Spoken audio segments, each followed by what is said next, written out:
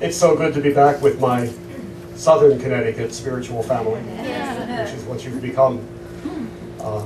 And it's a privilege and a real joy to support Sean on his sabbatical too, because it's well deserved. And having been through a couple of them myself, I know that he's going to come back with new insights and new energy, and going to scare you all half to death with his new energy.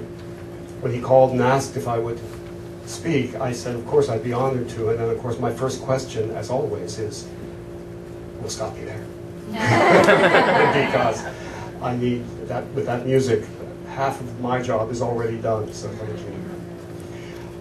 Because you are sort of family, I'm going to take the opportunity to do what I love to do most, which is sort of work from where I am, rather than from a prepared talk that I've come in with. I have learned that I am not the best at planning. I can plan all I want, but the spirit that is guiding me through this experience called ministry is not always interested in listening to my plans. I had a very elaborate and carefully detailed few days here planned with Raitt. I was coming down yesterday with my dog, Bentley, to meet her dogs so that they could socialize together, and then come here and then go into the city. And Bentley has never been to New York City, so that was going to be, he was excited about that. And then the universe said, okay, that's all very interesting, but here's what's actually going to happen. And some challenges came up that I'll be talking about it a little bit later. I helped a congregant and his family last night, yesterday afternoon, and well into the night. He made his transition. One of our long time members, and the family had to make that choice of pulling the plug, and stopping the extraordinary measures and letting him simply fade in peace. And that's never easy. But as Scott just reminds us, when we know that love is in the air, it's amazing what we can handle with love. I have been through this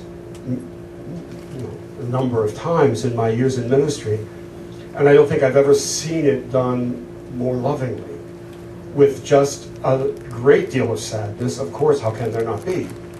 But with a real loving appreciation that this is divine order, that we don't, sometimes people say, but I called silent unity. we can't unplug because I called silent unity, so of course he's going to get well. No, he's going to heal. But how that healing looks is between him and his God. And it may or may not look like what we expect it to.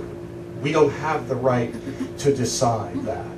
We honor that divine relationship, yes? And we say, we release you to your highest good, however you and the God of your being believes that will be. And if it's time for you to put down this earth suit, as it will be time for all of us at some point, if that's your time now, then I support that as I grieve and as I realize that I will be missing you very much. So it's a very rich experience. When I was in ministerial school, one of my the night before I was to be ordained, I stayed up all night and I walked the grounds at Unity Village. And I was thinking, I don't have to do this. I've been through 2.5 years of school, that I can walk away now. I can pack a bag and be gone. I don't know if I want to do this. And one of the reasons I didn't know, one of the things the secrets that I was holding is I don't know if I can be present to people in these times when, when people are dying or when people are hurt. And how can I be that voice of unity belief when people are really suffering? And what I found is I am never prouder to be a unity minister than at those times. I'm never prouder of the energy that we uniquely bring. That energy that nothing is ending. Things are changing, you know. It's about release. I understand there's somebody here who's leaving for Taiwan. This is true? Thailand. That's as distant as where Al is going, isn't it? You know, and it's not that we think he's falling off the end of the earth and will cease to exist. It's that we're going to miss his physical presence, and we support the guidance that is moving him forward. We support the possibility that his highest good does not mean he always has to stay within our eyesight. You know, that isn't necessarily how it works. So it's been a rich time. Everything had to change. My dog is still home. He's not going to get to see New York City again. He's not all that happy about it, but everything else is just, it is what it is, you know. And I called Raitt said, and we both agreed that we would just see what Spirit had in mind, just take it one step at a time. Earlier this summer, I was looking for, I don't know, some kind of inspiration. Every once in a while I get in that mood where I feel I need a message from God. Do you ever get that? You know, it's like it isn't happening all around me all the time, but sometimes I want, you know, special delivery. I want something that I have to sign for. So I know that this came from my guidance. And it comes in just amazing different ways. And in this case, I went with a few friends to visit one of, in my opinion, one of the representations of the goddess that is around in the world today. There are a number of them, I think. This one happens to be named Bonnie Raitt. And Bonnie Raitt is, with that hair and with that, I have a deep love for singers who have lived through that which they sing. You know, so they're not just making pretty noises. When they sing the blues, they've been there, and they have something to say about it. Yeah. Yep. And she's, I mean, to me, she is just one of the real embodiments of that. And I was looking for, you know, I just want some guidance. Well, her opening act was, is it Maybelle Carter? Is that the name I'm trying to think of? Yeah, Maybelle Carter. Wonderful elderly blues singer. I've always said that in my next life I'd like to come back as a black female blues singer. I would just like that.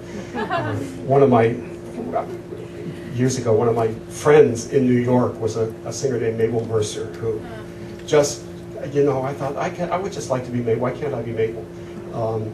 She didn't let me be Mabel, but that's all right. Maybelle sang a number of spirituals, just sort of one right after the other, and just got everybody roaring.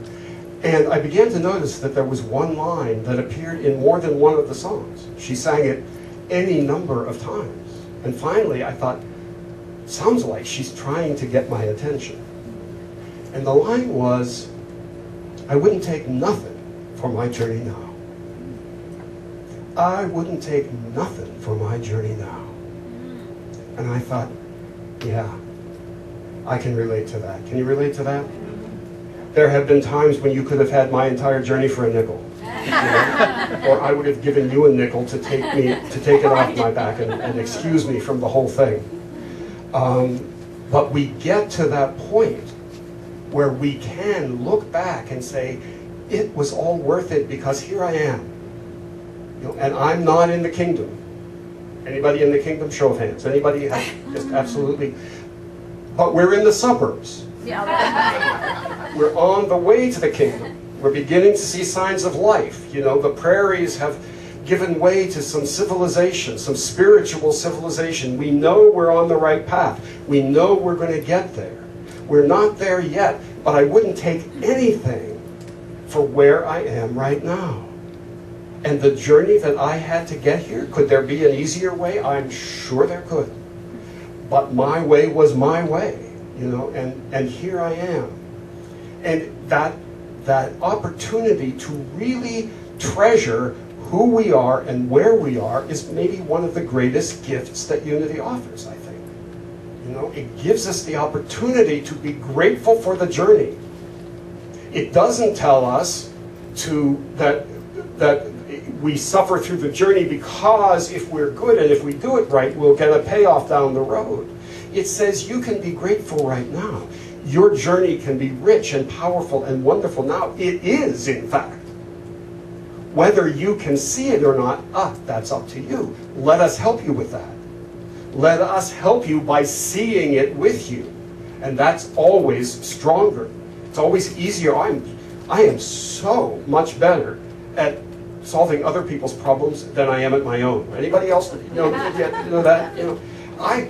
This goes way back when I first started recovery, when I first started going to 12-step meetings, and I thought I was way too sophisticated and bright for all of this nonsense with the slogans on the walls and all of this stuff, but I was willing to do it. But when it came my time to share, I would go around the room and solve everybody else's problems who had shared before me. Well, you should leave him. That's. And finally, old German guy came over to me and he said, I've been in this program for, I don't remember what it was, but it was in the double digits for 12 years. I have never heard anyone who needs a sponsor more than you. And you're never going to ask anyone, so I'm it. And here's the rule, sit down and shut up. Because I thought I was being tremendously helpful. All their problems were very clear to me. My problems, on the other hand, were unique and special and complex and beyond solution. And that was why I was a special case and needed a little bit of leeway here. I was shocked. My sobriety date is, anybody can get sober after New Year's Eve. I got sober on Halloween. I think that takes a special sort of, talent. In fact, I've shared this story before. I don't think I have here, but long story, and hospitals and all kinds. I was not easily persuaded onto the spiritual path, and finally found myself deciding to go to a meeting after being released from rehab and saying, well, if I'm ever in the neighborhood of a church basement, I'll stop in and say hello. But I'm sophisticated and I understand the problem, and I'm fine now. And my counselor looked at me with sad eyes and said, no one ever scared an alcoholic into not drinking. Because I said, I'll just remember what I've been through. Who would go through that again? Don't be silly. Of course not. Well, it took about 36 hours, and I was a basket case. And called and found out where there was a meeting, and it was about a mile away from where I was staying at the time. And I walked there, and I walked around the block about 104 times, thinking I don't need to do this, I shouldn't do this, talking myself out of it. I thought I'd find it better. So I walked in, and I sat down in the back and tried to look invisible. And it was the strangest group I've ever encountered. They were all in costume. And I thought, well, I know it's an anonymous program, but masks and costumes, really? And finally, a very sweet lady came over and said, honey, could I help you? And I said, oh, it's okay, I'm here for the meeting. She said, sweetie, it's canceled this week. This is the church Halloween party. And I said, well, who knew? I've never been to a meeting. I thought if this is what they do, this is what they do. So I was very, from early on, I was very, it was very hard to persuade me of this path. Hard to persuade me that there was a positive step available to me, much less that I really had what was needed to take that step, to step forward. And that I could begin at any moment to say, I'm grateful for my journey. That the minute I began to see things correctly, the minute I began to learn that I wasn't a sinner condemned to hell because of everything I'd been through, because of everything I was, that I actually had spiritual value. The minute I began to realize there were people who believed that I was a spiritual being, that I was not lost to God forever, but rather was so intimately close to God that was my problem. I wasn't willing to be the divinity that I'm here to be. I wasn't willing to create. I was insisting on being a victim. I'm very good at being a victim. I can make things everybody else's fault, no problem whatsoever. I was very, very good at it, you know. And it was hard to let go of that. You know, it's hard. One of the challenges of this journey is that we can become addicted to any part of it. You know, we look at in the Bible. You know, I was going to mention the Bible sooner. We look at the Hebrew people when they left Egypt. You know, moving through that wilderness, thinking we're going to leave Egypt and we're going to find a promised land right there, across the sea. And instead, 40 years in the wilderness. Who signed up for 40 years in the wilderness? Who knew? You know, and the Bible tells us that they kvetched and moaned and criticized and complained about Moses and complained about Aaron and complained about the crummy manna they had to eat, and remembered that, you know, okay, we were slaves in Egypt, but we had olives. You know, we were slaves, but we had a little bit of seasoning in our food. It wasn't just this manna. And they complain and they kvetch, but the wilderness can become as addictive as any of the positive experiences in life. You can become very addicted to simply having no roots. A problem comes up in a relationship, with a job, in your own life, and you just pack up the tent and move over the sand dune, you know, and find another location and start all over again. That can become very addictive. There are people who, you know, who live their relationship life like that. You know, the first sign of a problem, it's oops, I'll see you later. I got to run now. So we can become addicts at any stage along the way. We can become addicted to being victims.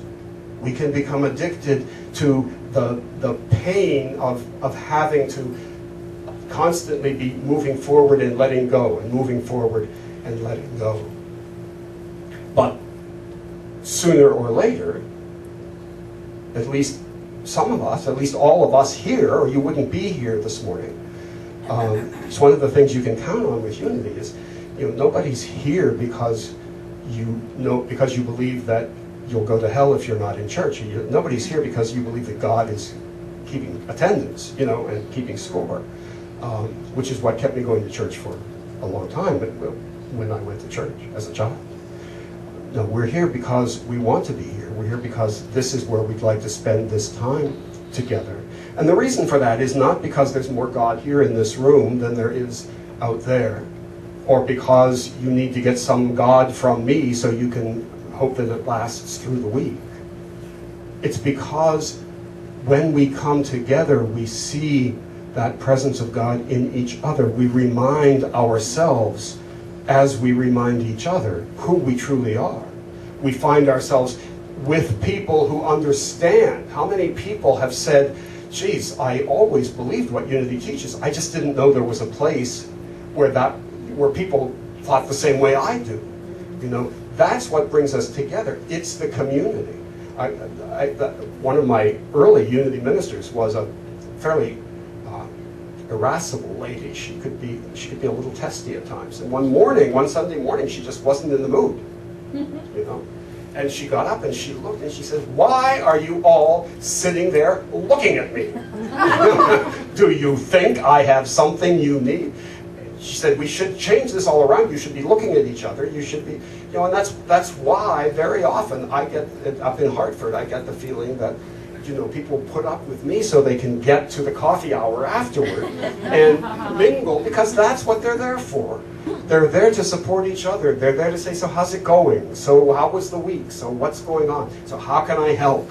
You know, that's what Unity is all about. That's the difference that shifts us. I had a long talk with, many long talks, but one in particular with Lynn Brown during the retreat. Lynn Brown is one of my favorite human beings on the planet. I just think I just love being in that consciousness. She's just so centered in prayer, and it's just amazing.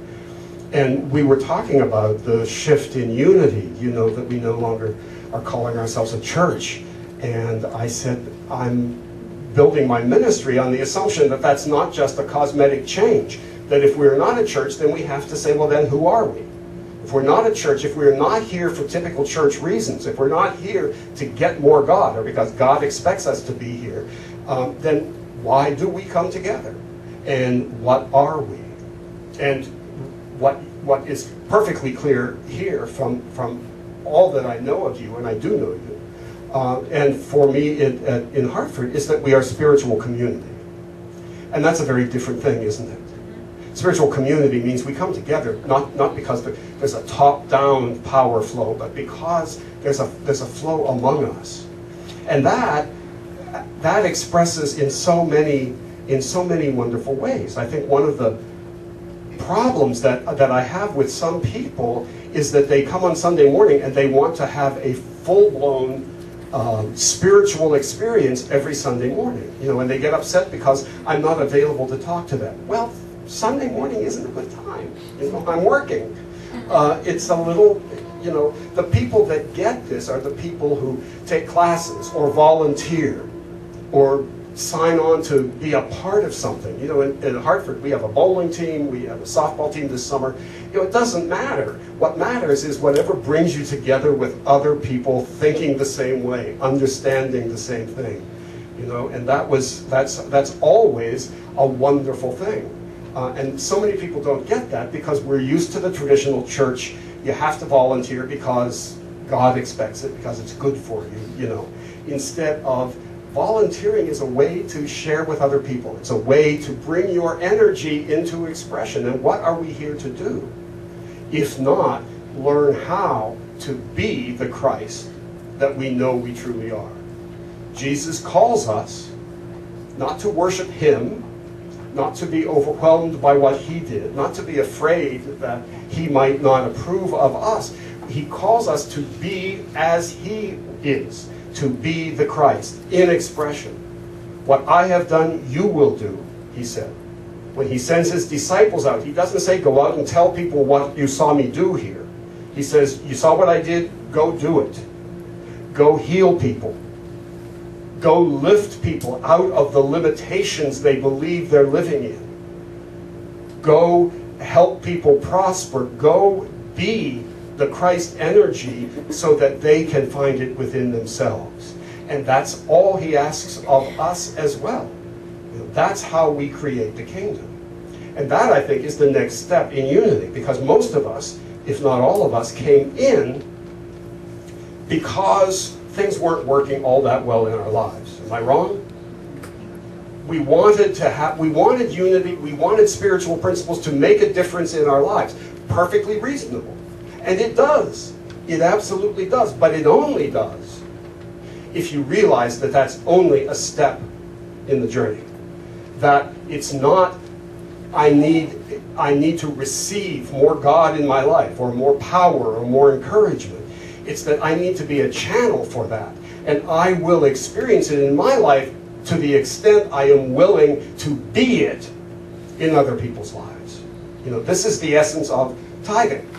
And I know that Sean and I are two of the relatively few unity ministers who are not afraid to talk about tithing on Sunday, because it's not about we need money. I don't care about that. What I care about is you need to be a channel. You need to start by giving so that you can receive, whether that's money or time or love or attention. People come to me and they say, I'm so lonely, I don't know how to meet people. I said, go be love in action. Go to a senior center and read to someone. Go to a hospital and volunteer. Go and find a way to be that love you think you lack, and watch what happens. That's how it works. That's our total message here, I think, is it's not just about improving our own lives. It's about, we are here to change the world. Do you know that about yourself? We are here to create the kingdom of heaven, and we do that by making new choices, loving choices, every step of the way. So that when we, as we will, find ourselves where Al was last night, when it's time to let go, we can know. We can let go with the same confidence and the same peace and the same love that we have experienced it all. We can know that there is nothing to fear. I have seen many people make their transitions, and sometimes it's so fearful they're so terrified to let go. None of us lets go gracefully, no matter what. But when we have become a channel, when we have focused, instead of receiving, when we focus on giving, then life becomes rich beyond measure. We wouldn't take anything for the journey that has carried us that far.